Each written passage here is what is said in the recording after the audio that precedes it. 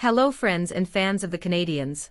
In today's video, we'll talk about a very important information about the goalkeeper position in Habs. Make sure you are subscribed to our channel so you don't miss any news we publish here. Everyone expects Montreal Canadiens goalie Casey DeSmith to be traded. And, while there's good reason for that, there's no denying his acquisition alongside Jeff Petry a few weeks ago gives the Habs options. In fact, in spite of the fact DeSmith could very well be traded, there's at least a chance he stays. With that in mind, how likely is it, really? Relatively speaking, it actually isn't all that unlikely, at least looking at General Manager Kent Hughes' options to put together his goaltending tandem as a whole. To a degree, it would simplify matters for the Canadiens, just going with 3 goalies. It would at least simplify matters in net. It's a different story across the rest of the lineup. It turns out, there's a good reason why teams rarely go with a 3-goalie rotation. The 2023-24 Habs epitomize it perfectly. Put simply, the Canadiens don't have room to keep 3 goalies. Of the 23 total roster spots they have, 21 of them are best served being devoted to the forward group and defensive core. Many of the team's players are eligible for waivers. Even the ones who are exempt, like Raphael Harvey-Pinard, are arguably just more valuable to the Habs in the long term than any of the goalies who would otherwise take his spot, at least with possible exception to one. Objectively speaking, none of the Canadiens' 4 NHL goalies have consistently displayed the game-breaking talent Hughes would need to see to justify using 3 roster spots on the position. However, one of them, Sam Montembeault, at least showed flashes last season.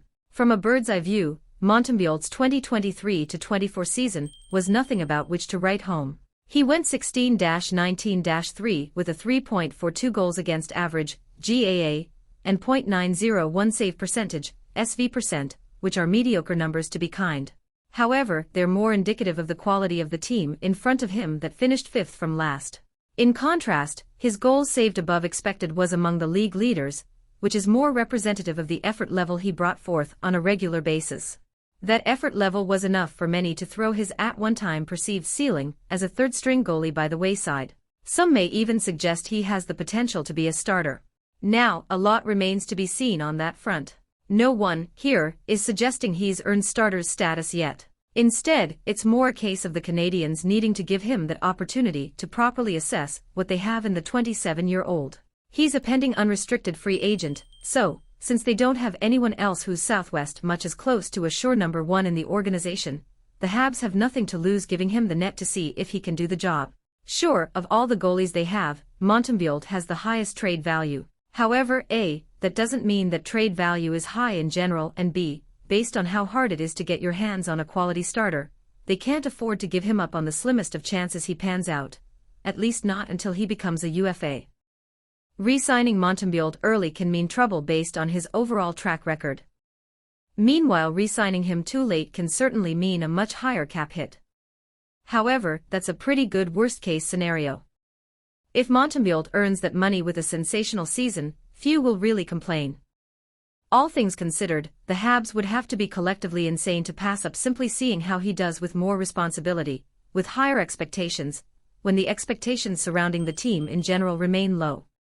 So things become simpler for Hughes once we establish that one of the, not 3, but 2 spots should go to Montembeault without a doubt. However, while that makes things easier, the GM still faces a tough decision as Primeau becomes waiver eligible.